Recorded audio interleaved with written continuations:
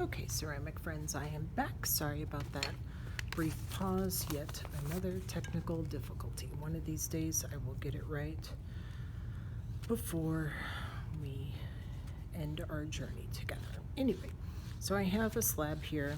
I did a fresh slab because towards the end of the video number 1, it just wasn't working out. So I apologize, just scratch a little bit of that video off and go from there. So basically what I have done is I rolled a new slab. I still have this one waiting in the wings just because it needs some time to rest before I really start fiddling with it. And I'm taking my template once again. This time make sure your slab is big enough that you have enough clay. That's just better. I mean, later on as you grow in your ceramic skills, you'll be able to do different things, but for right now, let's just try to make sure our slab is big enough to begin with. That makes a great difference. And so I'm just holding my template once again, using my fettling knife to cut around the template.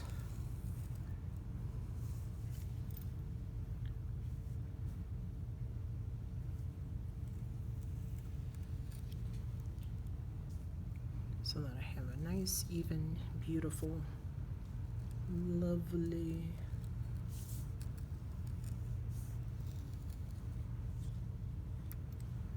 rectangle to start with. Again, these pieces you want to save, preferably inside some plastic, because they do, it does kind of, you'll want to use them later for your handles and different things like that, especially longer pieces like this. In fact, I'm going to kind of leave it to the side.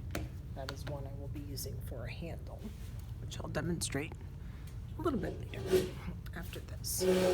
So, now that I have my beautiful template ready to go, I want to again smooth it out, make sure I don't have any craziness on here. And then on the other side as well. And again, you must be careful, as clay does have a memory and it will stretch. We don't want it to stretch too much, but we just want to make sure that we're giving it a chance to be the best clay it can possibly be. So smoothing out the surface, getting rid of little lines or things that I'm not liking. I want to start off with a beautiful blank canvas, especially for the inside. I don't want to have to do much more repair once I get it connected. So I'm going to leave this as this. And the other tool I was referring to, instead of kind of overlapping and doing that one cut like this, you can use this beautiful tool that we have. And it has bigger areas and smaller. We're going to use the 90-degree one right now. And literally you just kind of measure this edge up to the edge of your clay, and you just go like this, and you have a perfect bevel, what I like to call a bevel edge, B-E-V-E-L. And you want to do the same thing for this one. And on this, did it this way, so on this one we're going to got to make sure, because this is where we get into a little bit of trouble. If I do it the wrong way, then it gets a little cuckoo. So we'll try it. Instead of flipping it over like I did in the last segment, try it this way. Perfect cut. I like it. I'm going to score and smooth. Actually, I'm going to test it out before I do that, because if I need to fix it, then I will do so. And again, I'm trying to give it a memory. If I were to do it this way, it would be kind of like a teardrop shape, and ideally we want it, so I did it. I'm going to have to cut that, kind of redo it.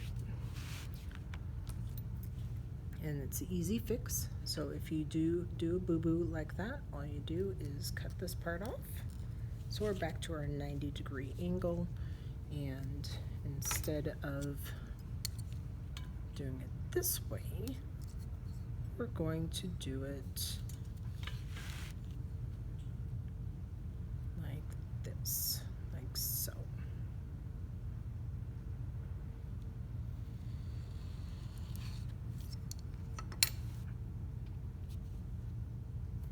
See how easy that was? Magnificent. My other school did not have that in their studio, and I cannot tell you how many times my students would have loved to have that tool. All right, so, and here again, we see that they don't fit together. So that's a problem, right? So we want to, what we can do though,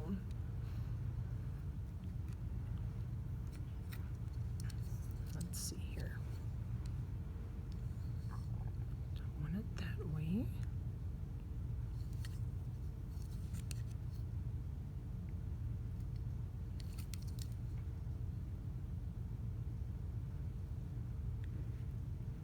Let's see if I can do it this way.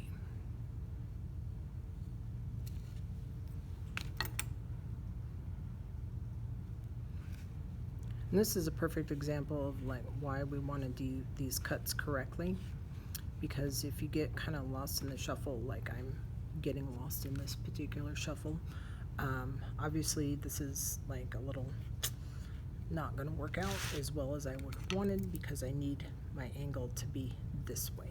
So what I'm going to do is I'm going to go ahead and cut that so I can finish with the demonstration. You'll fiddle around with this, easier by far just to overlap and make that one cut rather than practice with this tool obviously before you use it. That would be great. Do as I say, not as I do, and everything will be all right. So I'm going to go ahead and just guide this down.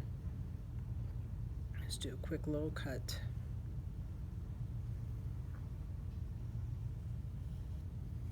Like that. And now I have the cut in the correct position, exactly where it needs to be. So this one, I'm just going to do that. I can score.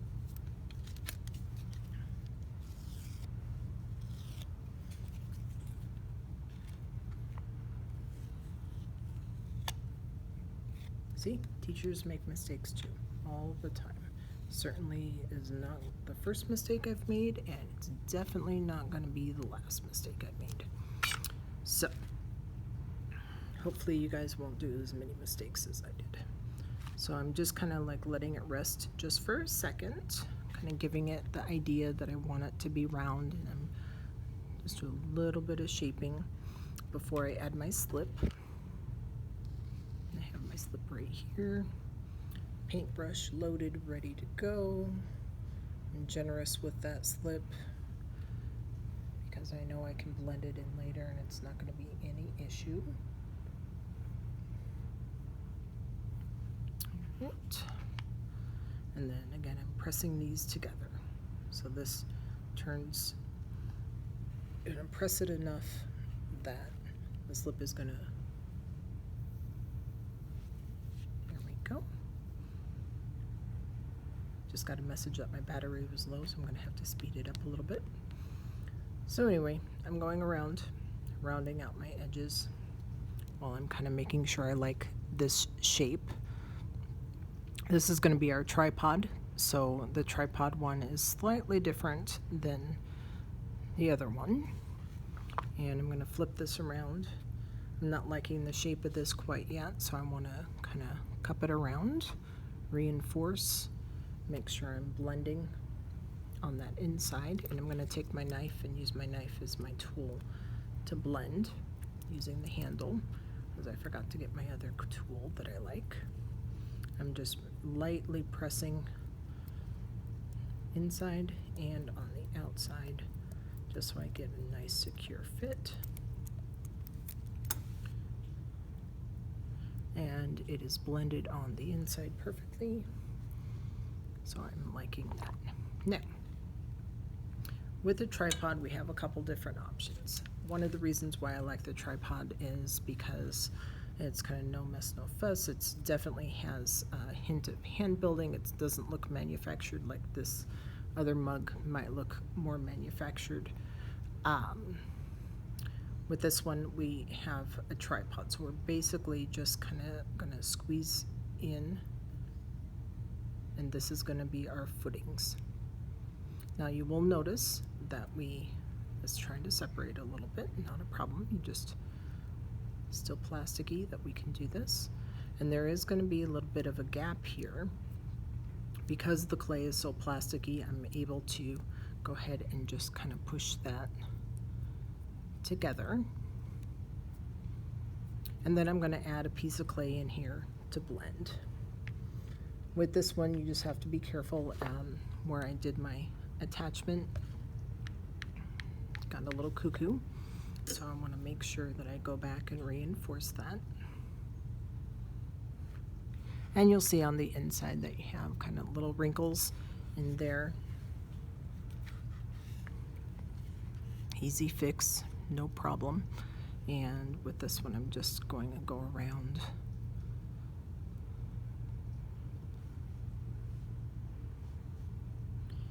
And with these, I like to kind of put my thumb on the outside, finger on the inside, and just kind of thin them out just a bit, because when you're putting your mouth to a mug, if it's really chunky, a lot of times it bumps your teeth and it's not a pleasant feeling.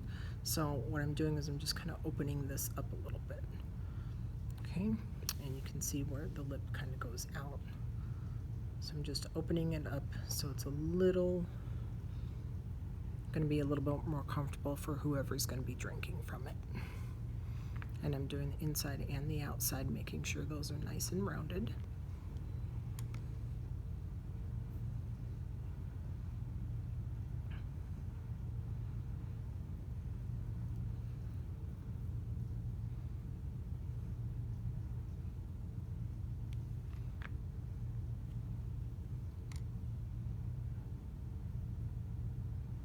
And continuing to go around.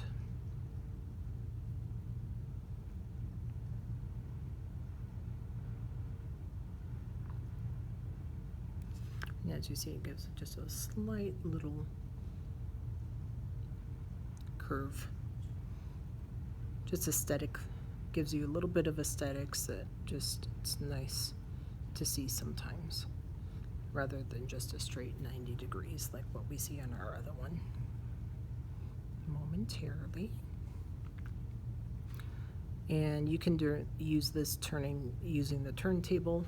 Obviously that probably would have been a little bit more convenient, but sometimes I think of these things after the fact, after I've pressed record, and so I will do without. You guys are certainly welcome to use them. And that's where I did my attachment. I definitely don't want anything problematic there. So I'm just going through, and this is where I began this journey with this one. And I'm just going around making sure the rim is nice and rounded. Okay.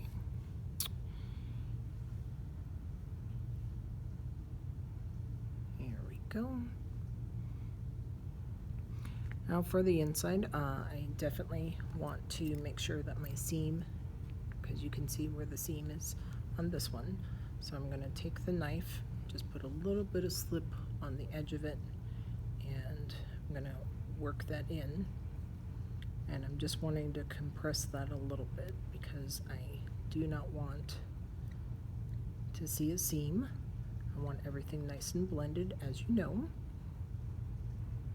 And again, that's just for aesthetic purposes, and it helps with your construction craftsmanship, just keeping everything in line. Now for the bottom, you have some options. You can continue to kind of stretch and kind of pinch that together. If you like the lines that you see in there, that's fine. If you don't, like I'm not a big fan of those, then you just take a mini coil and you dip it kind of in some slip, push it down in there, and then you can take the edge of a paintbrush if it's a little bit thinner, just push that in there, or you can use your knife. You're just pushing that, compressing, as I like to call it, just compressing that in there, and then that little piece that is just kind of sitting in the bottom, we can nick that out because we don't need that, or you can blend it into the other sides as well. And I think I'll go ahead and add some slip down in here, and then I'm just going to press that in.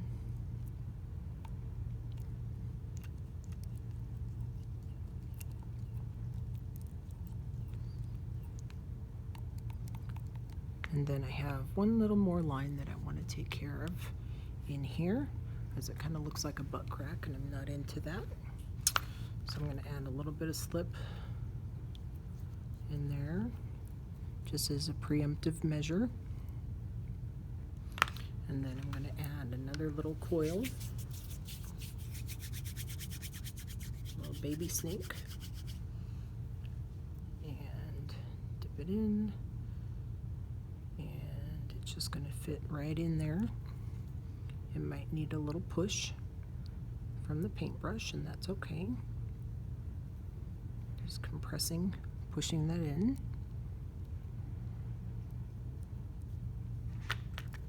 And just going to continue to press that down, compress, kind of push that in there, wiggle it around, get rid of any line that I see. And then with that piece, I'm just going to snip it, bring it back out because I no longer need that, and then just kind of go in here and compress a little bit more.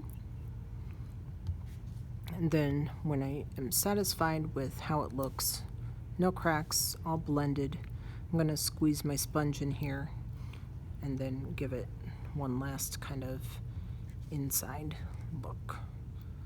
So, and you can take a big sponge or a small sponge, it really doesn't matter.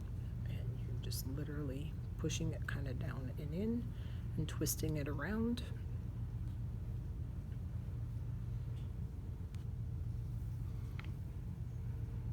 And sometimes it works on the first time and sometimes it doesn't. So I'm going to have to go back in a little bit. I feel like there's a divot in there that I don't like to see. So I'm going to take just a little piece of clay on the end of my knife,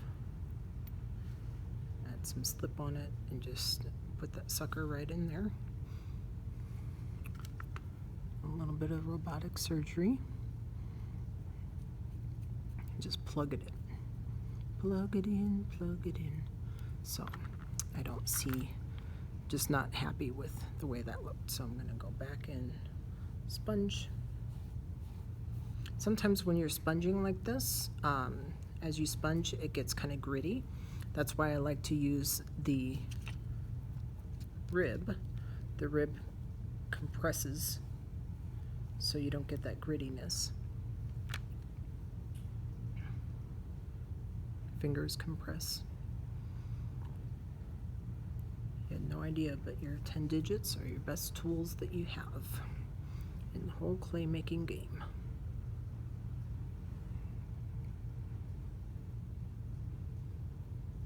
And again, I'm just kind of going around, supporting that edge as I go through. Nice and even.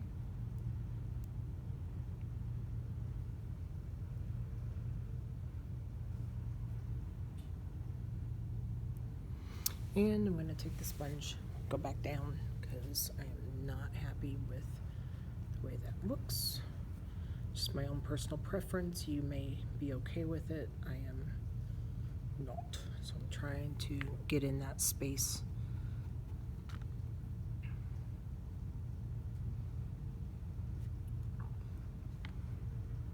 And I may have to go back in later once it's a little bit closer, sets overnight, and kind of let that be. But basically speaking, we have our beautiful little tripod, curved edge, very nice. And on this, we already have our feet pretty much established. So right here, we just need to tuck in some clay, and it's a perfect opportunity to use these beveled pieces because they're already cut at the angle that you need, and you can just like pop them in. So what I'm going to do is I'm going to score and slip.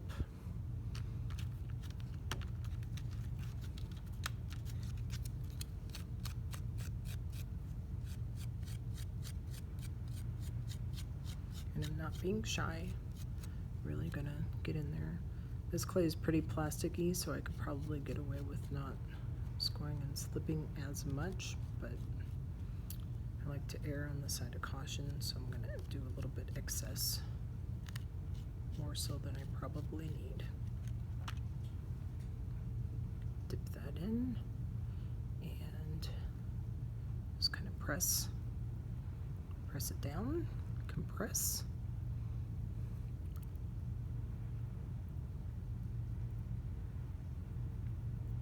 Just like that. Trim off what I don't need right there.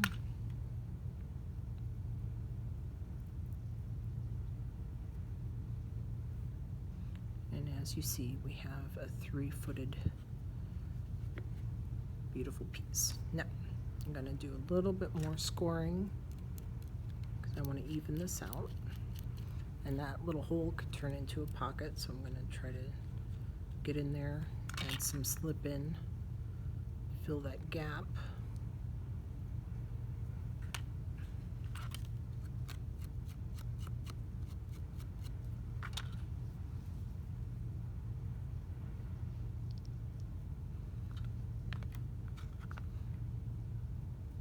And I'm just pressing.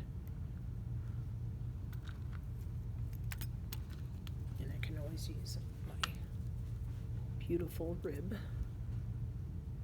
as well.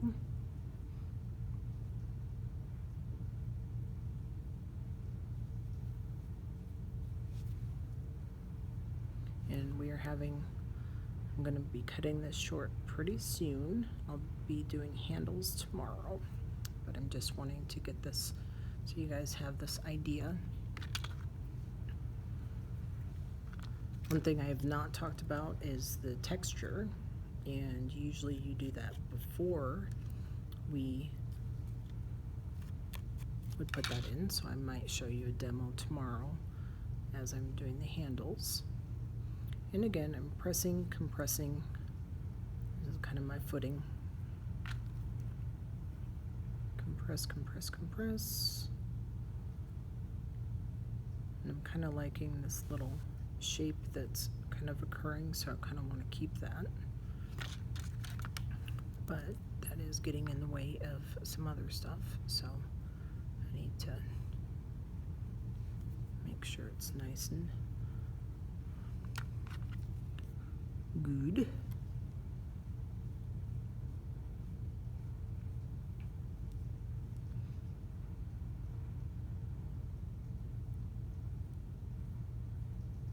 There we go. And I can fiddle around with that a little bit later. I like to do different things on the bottoms that are unexpected, so when whoever is drinking or using the pieces gets a little surprised when they go to turn it upside down in the dishwasher. Not everybody does it, but sometimes it's nice. Some of you have already found that out with some of yours, so I would encourage you to do that as well.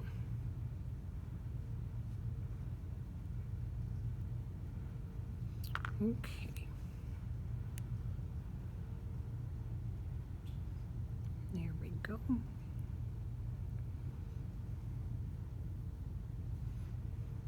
Now these are not even, and I'm okay with that.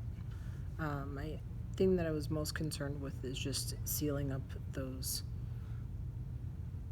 seam lines. I'm not, as you all know, I am not a fan of seam lines, so I want to make sure that those are addressed and something else done with them.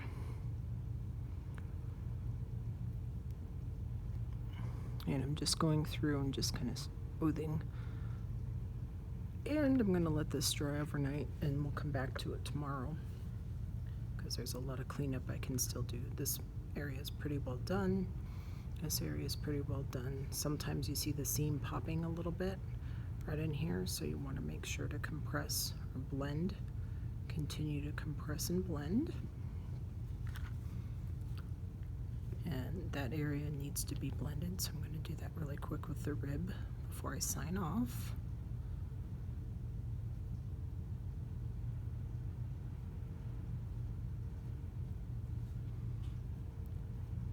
And what I'm doing is just trying to get that nice clean finish.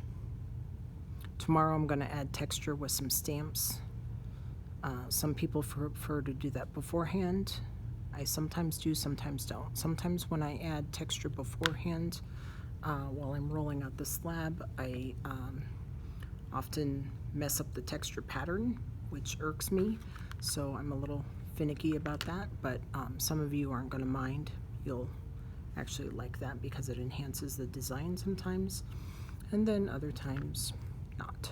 So I'm just trying to clean this up really quickly.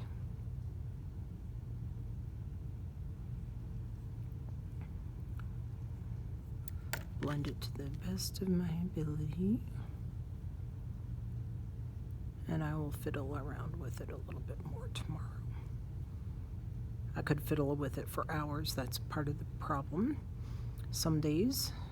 So that's why I don't work on too much while we're in the classroom, because I get kind of engrossed in it and then everything else falls to the wayside. But anyway, this is looking good. So this is a little bit narrower. If I wanted these to be that way, I can just pinch a little bit. Same thing right here. Just going to pinch that so it's a little, tries to match, getting a little bit closer in there.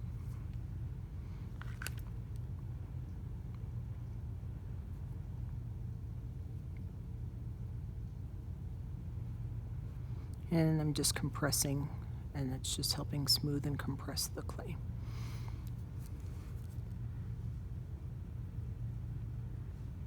And the more I do it, the finicker I get. So I'm going to have to let it go for a little bit. But as you see, now we have our tripod. Nice open lip, kind of inviting the coffee in, inviting us to drink out of. I will be adding a handle onto it tomorrow. I'll show you how to do handles in video number 2 tomorrow. I'll put this one to the side.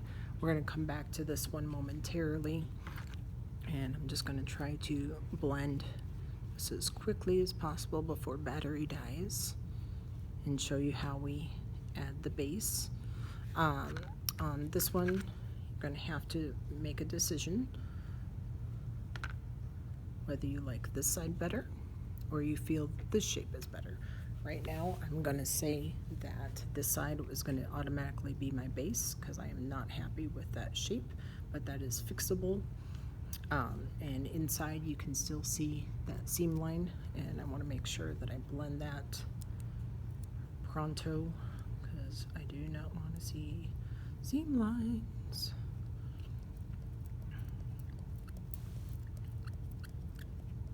So we're back to our basic coffee mug.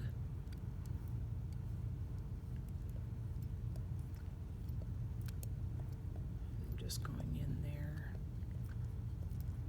just trying to smooth that out. I'm going to take my sponge, kind of squeeze that around.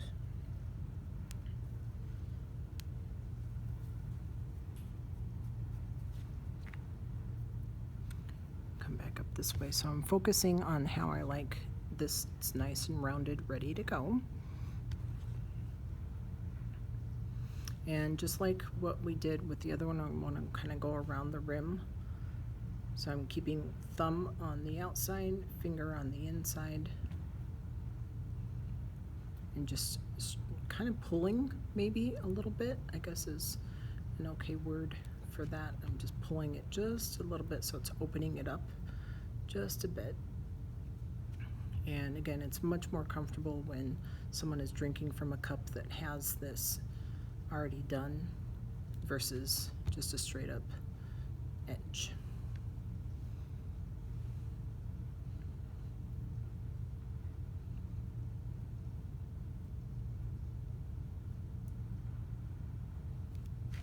Go around, getting a little sloppy with the slip. It's all blendable.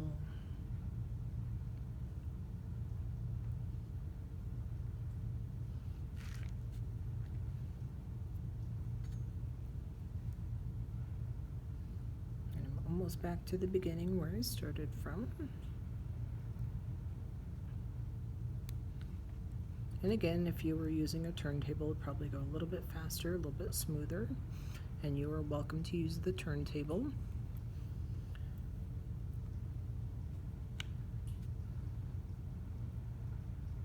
I just don't always think of using it because I didn't use it as I was a beginner, so I never really think about using it, except for glazing purposes, but that's neither here nor there. So,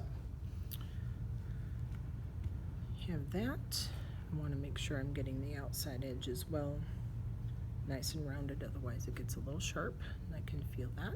I don't want anybody drinking from my cup to have that sharp edge.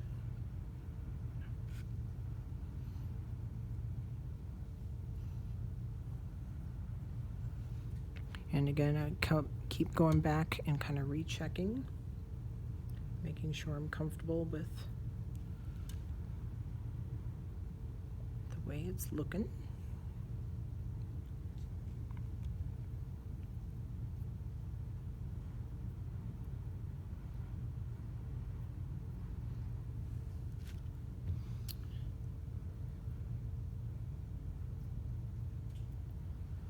There we go. And then now, inside's blended, rim is pretty much the way I want it to be. There's some editing that I'm going to have to do, obviously, but you see where it has that contour where it's going outwards a little instead of straight up. It's going to be nice and comfy. And now is when you bring over this other slab that we cut a piece from earlier. And we're going to put our base down. And basically, what we're doing is I am just going to score the bottom of this.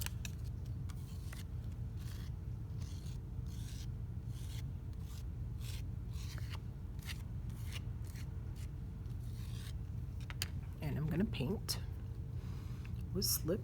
Be very generous with it.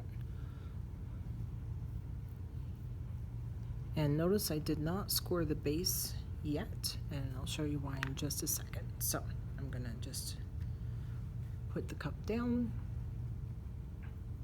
gently pressing a little bit, and then I am going to cut around kind of close, but not too close, so you can see.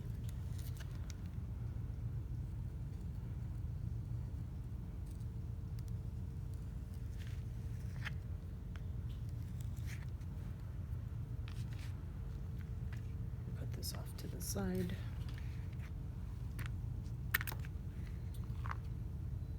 And we have our base. Obviously this base is too big, so we're going to be trimming that down. Because the clay is plasticky, it's going to be able to hold without doing much scoring. If you're nervous about that, you can always lift it back up. Now you know exactly where to score. I don't want to score on the inside because that's just going to be extra work for me later. But I want to score around it.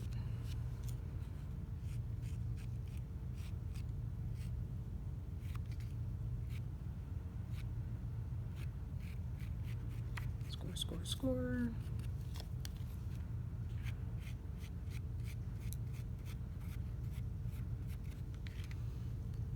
Slip just around where I really need it. I don't need it too much, but I am being generous with it because it's going to squeeze onto the inside, and I'm okay with slip being on the inside. I am not okay with that, and I'm going to reapply slip to this again just because it never hurts.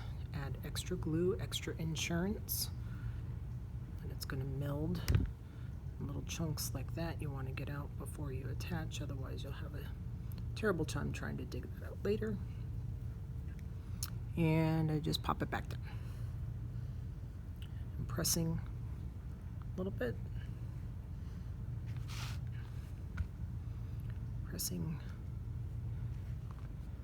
taking a quick look around.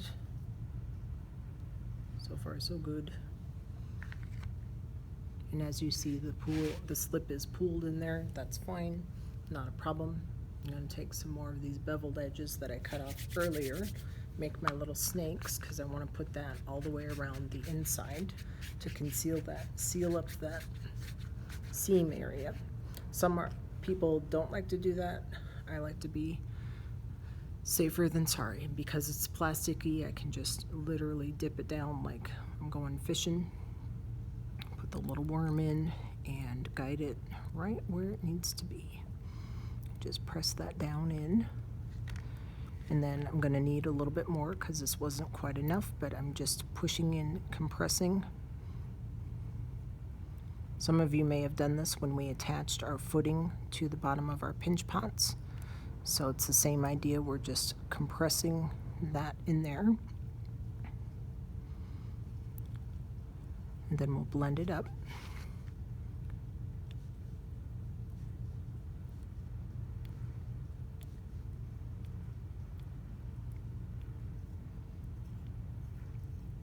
And that, my friends, is how you fill in that seam. I'm not even worrying about cutting off the edges right now. I just really want to get that seam kind of filled in. Because I am not a fan of seams being exposed.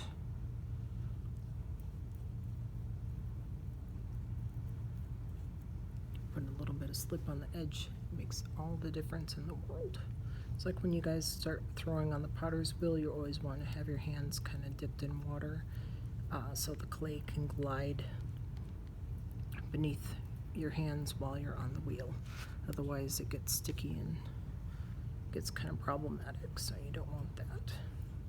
I'm just putting a little bit of pressure, applying that, a little bit of extra slip in there. It's just the ticket. Now I have a little space, about that much, that I need to kind of fill in. So I'm going to take a little snake, press it down in there as if I'm going fishing. And as I'm looking at this, I'm seeing my inside seam line kind of reappear. So I'm going to want to address that. I'm holding the outside, pressing inward. So I really don't want that to come apart. That would be really terrible.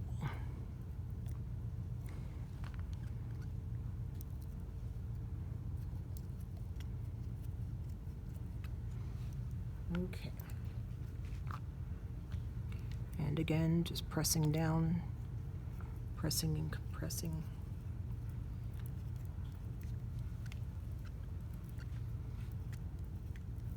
Blending. So I do not see a seam line. And you're going to have little bits that come up, and that's fine, just take them off. But the idea is that that's helping fill in that little gap. Okay. Go right over here.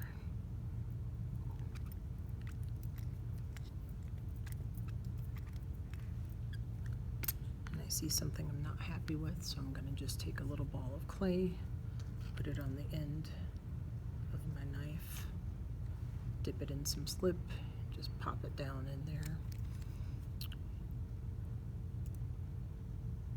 Just extra reinforcement.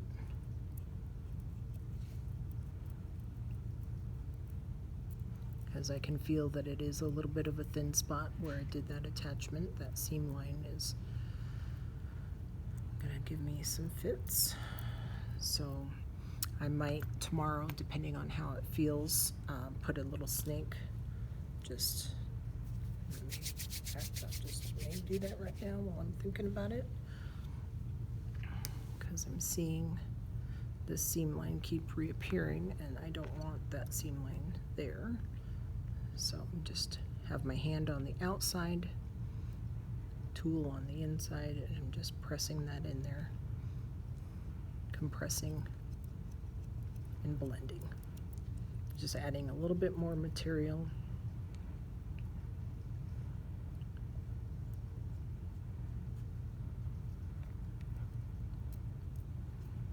And that's going to help me rest easy tonight. Otherwise I'll be thinking about it all night until I get back in the morning.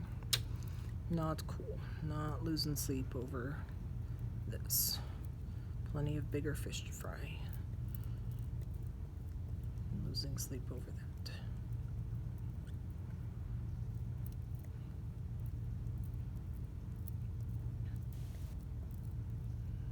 Okay.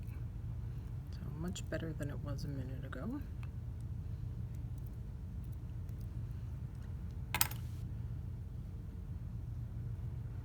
See, a little problematic. It's just getting better and better. I'm gonna Botox that